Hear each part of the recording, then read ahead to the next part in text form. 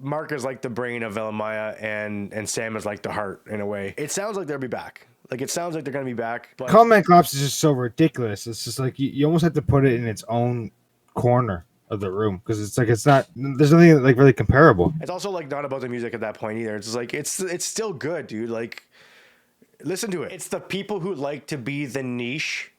You know, it's the people that like metal because nobody They does. thought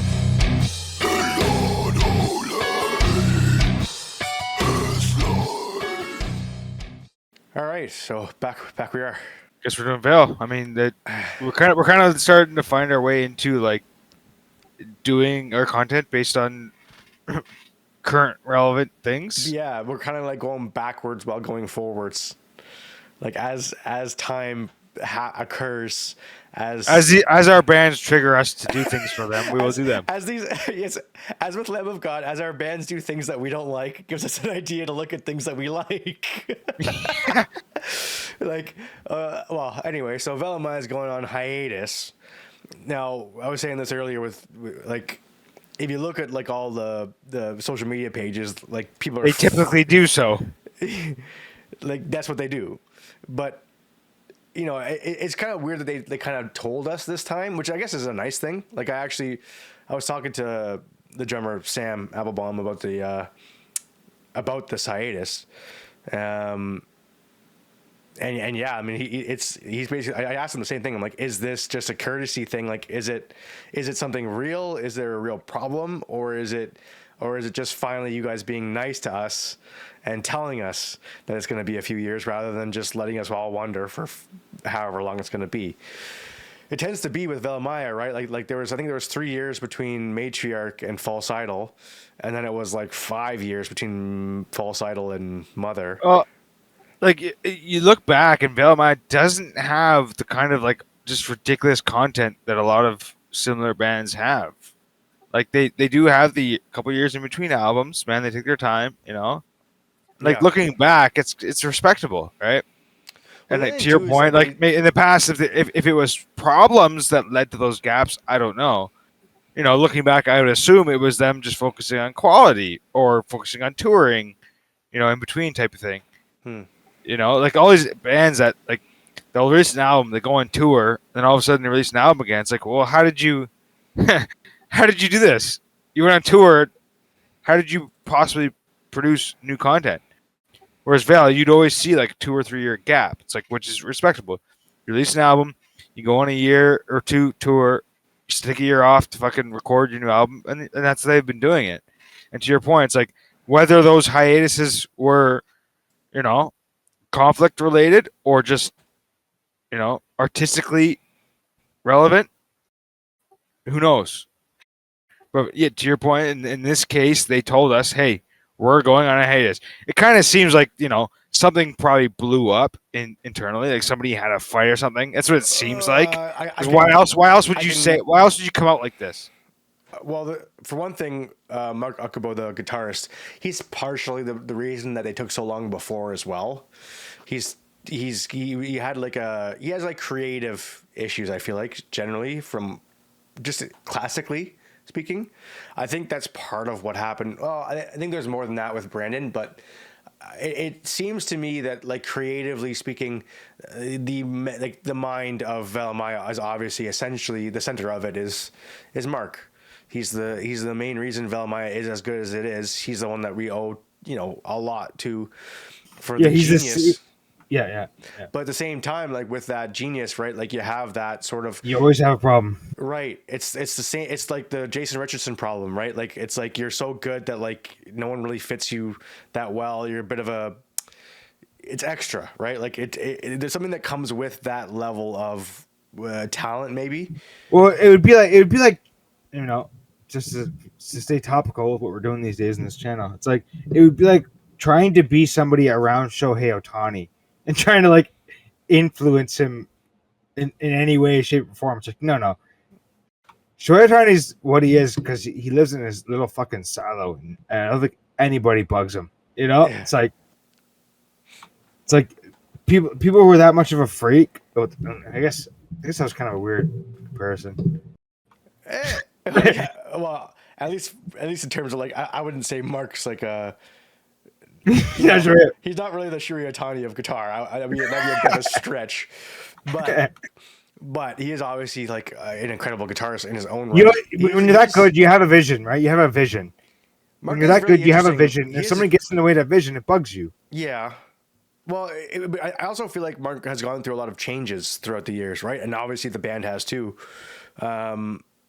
He currently though, Mark is also touring with somebody, like full time right now. So the point is that's been distracting him from Velamaya, and I might even been why they had to, because they had tour dates like set up when they did this hiatus. Like they shut themselves down. Yeah, because I saw a whole bunch of other bands saying like, "Oh, we're still going on" or whatever. Yeah, but so I mean, so that's what I'm saying. It seems like something there was like an internal, like legit conflict this time, which led them to this. So whatever. Now I've also talked a little bit with with Lucas. Now I don't want to speak too much to this, but the core of Velamaya really is, I mean, the standard original core really is Sam and Mark. Danny came in. As far as I'm concerned, Brandon too. So. No, but I mean in terms of the current, state of the band, it has always been since. It's only Velamaya as long as soon as those two separate, it's no longer Velamaya. Yeah, I don't think you have Velamaya, even with Sam, to be honest. I think it's like a different band after that too. But definitely with Mark, like Mark's obviously Mark is like the brain of Velamaya, and Sam is like the heart in a way. But all four of them are like unbelievable, right? Like here's the thing too, is like both of us are both Brandon Butler. What? Like he's on our Mount Rushmores. Yes, in terms of like vocal, metal vocalists, like we do evidently gravitate more towards the old school Velamaya, somewhat more than the newer. That's even harder for me to say because that's not true either. It's like it's maybe it's the nostalgia plus the realization of how good Velamaya was and how original they were before. But Combat Collapse is just so ridiculous. It's just like you almost have to put it in its own corner of the room because it's like it's not. There's nothing like really comparable. Yeah, it is a standout thing, like in every sense of the word. Like the sound of it, the way it was, like just it is its own. It just came out of nowhere and it was absolute freaking nature. Like it's yeah. Do you want to start there? So I was thinking like maybe we go chronologically, like we could kind of go through the steps of Velamaya's like early days, I guess, and we'll kind of go through. Yeah. So we're gonna start with Common Man's Collapse. Anyway, so we're gonna get back on this just real quick on this hiatus. It sounds like they'll be back. Like it sounds like they're gonna be back. In the meantime, it sounds like we're gonna have Mark touring with whoever the fuck it is, someone relevant. That's not as cool as Velamaya, whoever they are. And then we got Lucas is doing his side projects too, which I'll talk about in a bit. Sam's still doing his drum. Like again, Sam's one of the best drummers on the planet too. He's really fascinating to watch. Well, we were just talking about that before this. I was just going to jump in there. It's like you say that, but it'd be hard to explain. I don't know if we can cut it up and put it in the video, but so I have a buddy of mine who does really good like covers on one of those like fake drum sets, and I saw him last weekend, and he said because he does a bunch of Velamaya. So I said to him, "Why don't you do some Born of Stars?" And he's like, "Oh, it's too hard. I can't do it." Like just zero hesitation. It's like, no, I can't do it. He can do Veil, no problem. He kills his torn away. He does no problem. But as soon as when I asked him to do Born, he's like, "No, I can't do it." So I mean, once you're the actual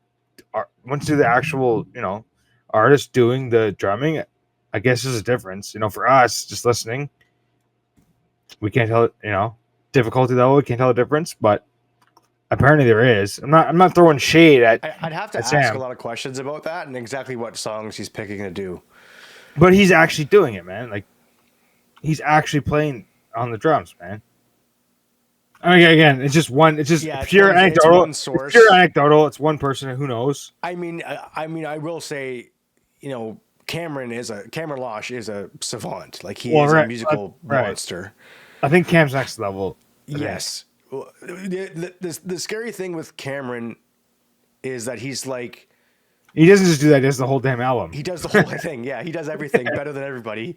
Like he does every aspect of the fucking song. Like he's not just a drummer at the end of the day, and he's an unbelievable drummer. Like he is a mastermind. So this guy I had this conversation with when I said this. So I said, "Why don't you play Born Side?" He's like, "No, it's too hard." I'm like, "What do you mean?" He's like, "I think the drummer's artistic." I'm like, "Well, I'm not gonna go there, but it's like." That was his response. Cameron is like Just, a Rain, he said that Man-esque. There's no doubt about it. That he said that in that said that in that way of saying like it's next level. You can't even get there. Yeah, because he's a savant. That's what savants are like. Like right. So there is a different level, right? So yeah, there is. I'm not throwing shade at Sam, but and again, I think it really depends on what songs you're picking out of Sam. Because at the same time, like Sam has polyrhythms like crazy too. He's got good grooves. He's really tight in the pocket. It really depends on. There's so many aspects of the way you might approach either one of them that would make one easier than the other. Like, who knows? Yeah. At the end of the day, I don't got like. You have to be a legit drummer to know the difference. Like I don't fucking. I don't know. How about this? Matt Garska knows Sam is a legit drummer. If Matt Garska is a fan of Sam, who the fuck? Like, so it'd be nice to ask Matt Garska, hey, what's the difference between Sam and Cam? Like, what? Can you explain? What the difference is? Yeah, I guess that would be a good question for someone like that caliber. Is it a different level? I don't know. Like, I have no idea. I would have thought it was kind of like a similar thing there. I think it just depends. It's hard to say because it really depends on what songs I think you pick. Like this guy again, it's anecdotal, but this guy I talked to was like, hard no, Born Osiris can't do it. Yeah, it's too anecdotal for me to like. To take that as like face value. Fair enough. But yeah, fair enough. Like there's something, I guess. But I have nothing else to go on, so. Point is that Sam's legit. I think I was saying before too, is that like we are, we lean on the Brandon Butler side of Velamaya, but to that point too, like let's not like take away from the modern Velamaya either. Lucas is solid. I think honestly, and I think I might have even said this before, like as an entire, like an all around vocalist, Lucas is better. Right, like if you look at like range and ability, Lucas is better. Like if you're a critic, yes, like a movie critic, Lucas is a better vocalist. But nobody likes movie critics. I guess Brandon Butler was more unique. He was a deeper. They're different things. They're different things, man. They're different things. They are different. But it's not. It isn't one without the other. Like it shouldn't be like when you look at like half of Velamaya comments like on any of their new stuff, and it's like, oh, I miss the old Velamaya nonstop. Like it's so annoying, dude. Like, it's move so on. Stupid. Like, just fuck off. What are we doing? It's also like not about the music at that point either. It's just like it's still good, dude. Like, listen to it. You know what I mean? Like just because it's not Brandon Butler, like, or just not because it's what you listen to like a million times in high school doesn't mean it's not fucking good. Like, it's horseshit. Yeah, but stupid. Dude, if you like original Velamaya, if you actually do like it, like you're not just pretending because you're trying to fit into some sort of friend group. Yeah. If you actually like it, and you do not like Modern Veil because of Lucas, then actually let's have a conversation because I don't understand. It doesn't make any sense. Yeah. The only reason you're talking shit about Lucas is because you feel like you're a part of a group that likes the original, and you feel like you're stuck to it. It's the people who like to be the niche. You know, it's the people that like metal because nobody does. They thought Vale was like selling out, going with like a real fucking singer who's like tuned around the edges. Yeah, and they were trying to sell out type of shit. Like too big for me, not cool. Right, like they want to. It's those people that have to be niche, otherwise they're hipsters. They're the metal versions of hipsters. Are we gatekeeping in what we're doing? No, because we're being accepting. Because we're looking at it as entirely. I like Velamaya front to back. I don't give a shit. Sever the Voices is coming up next by Velamaya. Stay tuned.